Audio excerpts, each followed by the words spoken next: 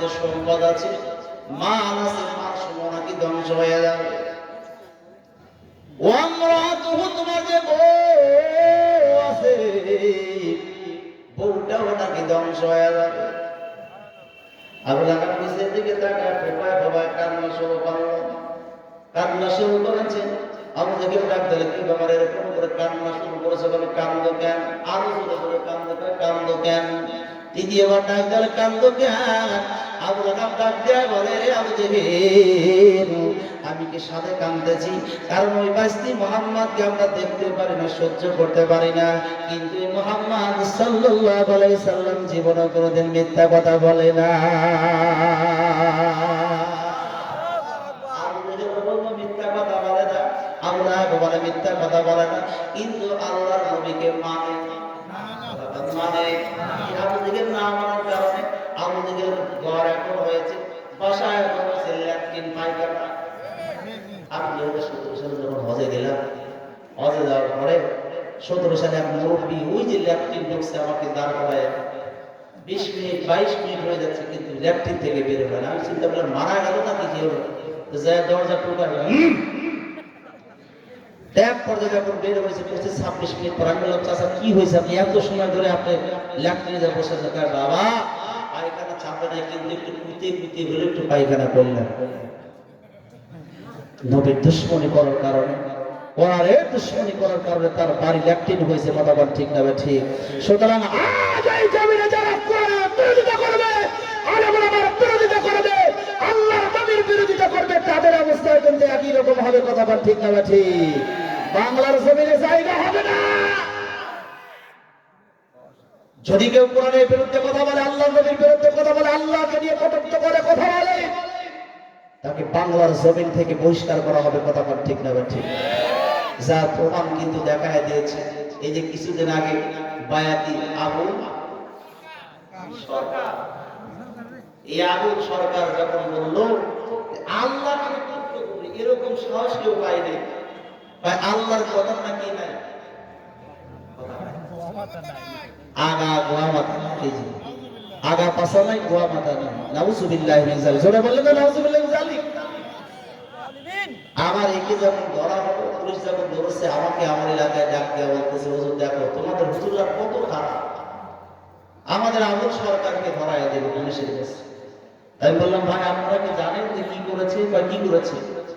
বলে, ও যা করেছে, ও বলেছে আল্লাহ নাকি কথার আগা পাশা নাই, আগা গোয়া নেই কথা বলেছে, ওকে তো পুলিশের হাতে তুলে দিয়েছে। আমার মনে হয় পাবনার জমিনে যদি তাকে ছেড়ে দেওয়া হতো, পাবনার জমিনে যদি তাকে পাইতাম, সরাসরি প্রকাশ্যে তাকে জুতা পিটাই করে বেঁচে করতাম। কতক্ষণ ঠিক না ঠিক? আবার আল্লাহকে নিয়ে কটূক্ত করে কথা বলবে, আমরা তাকে ছাড় দিতে পারি? কতক্ষণ ছাড় দিতে পারি?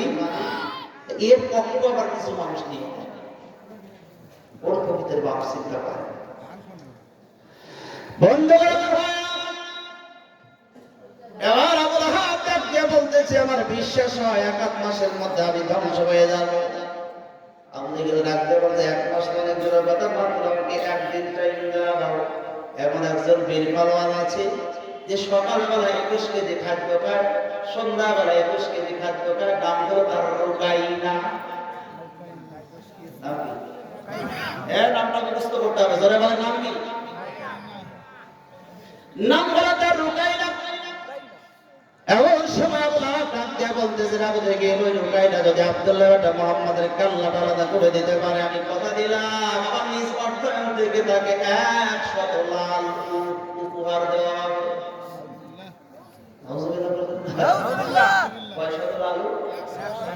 চলে যাই গভীর রজনীতে। আবু জেহেল রুকাইনার ঘরে দরজার সামনে যাইয়া রুকাইনা রুকাইনা বলে যখন ডাক দিয়েছে, রুকাইনা ঘরে দরজা খুলে দেখে সব সাইতে ওই জামানের মধ্যে ধরো পাঁচদান বড় সিটার। বড় নেতা ডাক দেওয়া, কি ব্যাপার তোমরা দুইজন কেন এত বড় নেতা হয়ে আমার ঘরে দরজায় গভীর রজনীতে, কারণ কি জানবার চাই? ডাক দিয়া বলতে, যে জন্য তোমার ঘরের দরজার সামনে আসছি, তুমি তো শত শত মানুষের কাল্লা আলাদা করে দিয়েছো, আজকে যদি একজন মানুষের কাল্লা আলাদা করতে পারো, এর রুকাইনা কথা দিলাম তোমাকে 100 লাল উপহার দেওয়া হবে। নাউজুবিল্লাহ বলে।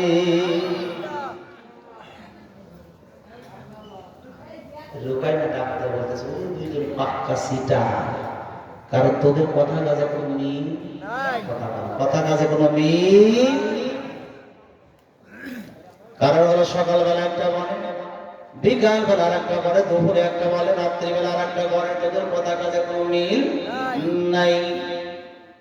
বন্ধুগণ আমার ভাইরা, এবার আবুল আহাব ডাকতে বলতেছে, রুকাইনা, আমাদের কথার আগের কথার দাম থাকবে না থাকবে, তুমি যদি আব্দুল্লাহ বিন মুহাম্মদের কাল্লা আলাদা করতে পারো, কথা দিলাম 100 লাল উট দেব। সত্যি কিবা পাওয়া দেবো?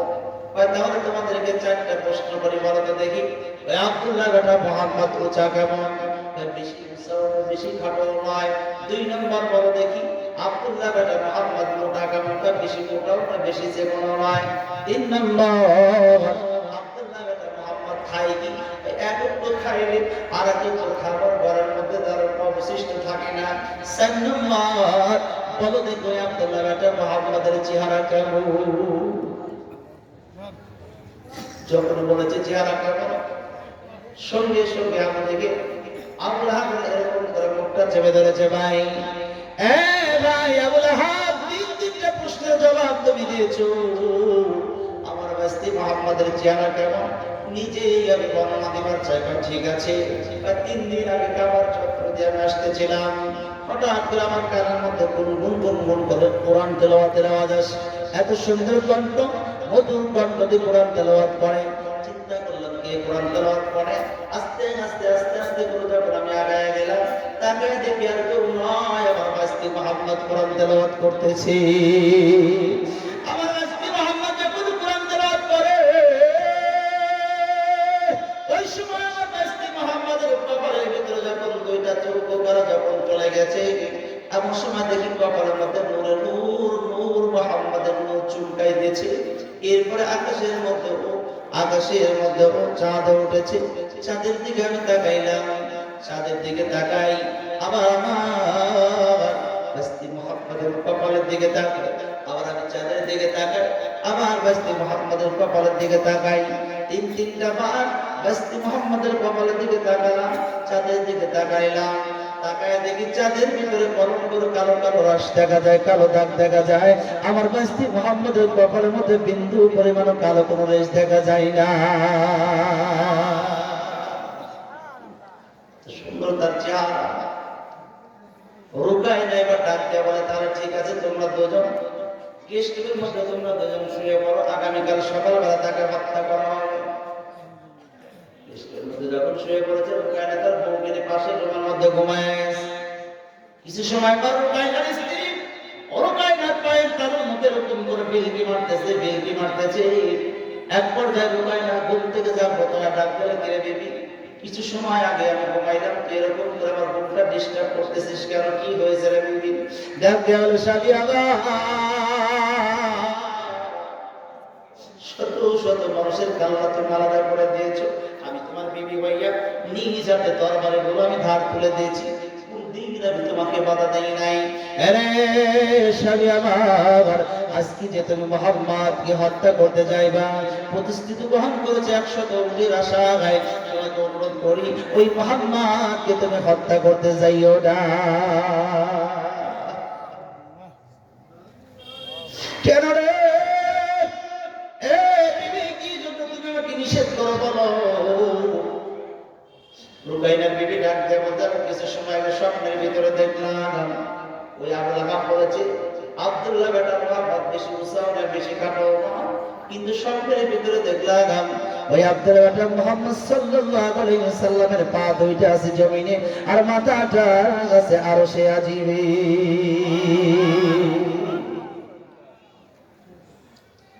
তুমি এরপরে কি দেখলা? আমি তাকায় দেখি আব্দুল্লাহ বেটা মুহাম্মদের পায়ের পাশ দিয়ে একটা ঢায়ের ভিতরে কি যেন বিড়বিড় বিড়বিড় করে লড়তেছে। হঠাৎ করে আমি ভালো করে তাকায় দেখি আর কিছুই না, তুমি আমার বীর পারওয়ার স্বামীটা আল্লাহর নবী ওই মুহাম্মদের পায়ের পাশ দিয়ে তুমি বিড়বিড় করতেছি না। তিনি বলেন, রাহমাতাল লিল আলামিন, এজন্য শুধুমাত্র আব্দুল্লাহ বেটা মুহাম্মদের একটা পা নিয়ে তোমার কি করবে, মাথার উপরে শুধুমাত্র একটা পাটা বসায় দিবে, তুমি চকলেটের মতো সুইঙ্গারের মতো একবার সেপটা হয়ে যাবা, কিন্তু তিনি রাহমাতুল লিল আলামিন পাটা